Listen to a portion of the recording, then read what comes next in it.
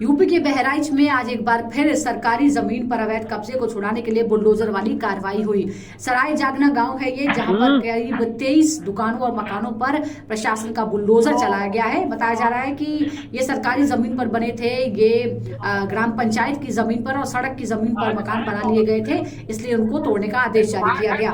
पिछले साल 23 मई 2023 को ही हाई कोर्ट ने आदेश दिया था कि यह अतिक्रमण है या अवैध कब्जा है, इसे हटा लिया जाए। प्रशासन ने कई बार नोटिस जारी किया, मुनादी भी करवाई कि आप अपना सामान हटा लीजिए, लेकिन लोग नहीं माने और आखिरकार पूरा प्रशासनिक अमला आज बुलडोजर के साथ सुबह सुबह पहुंच गया।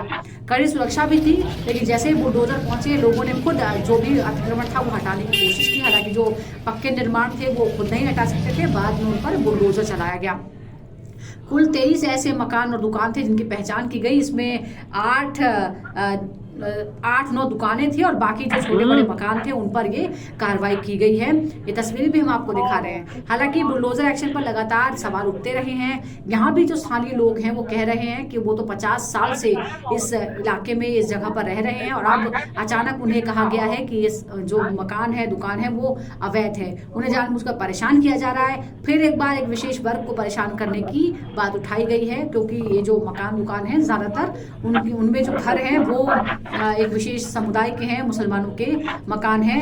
ये भी जो आरोप है वो फिर से लगाए जा रहे हैं। एक बार ये भी आपको बता दें कि इस मामले पर बुलडोजर एक्शन को लेकर सुप्रीम कोर्ट में भी सुनवाई चल रही है। 17 सितंबर को जब सुनवाई हुई थी तो सुप्रीम कोर्ट ने कहा था कि प्रॉपर प्रोसेस के, बिना ड्यू प्रोसेस के कानूनी कार्रवाई के इस तरह की कोई एक्शन नहीं लिया जाएगा और वो रोक लगाते हैं। हालांकि एक्सेप्शन रखे गए थे।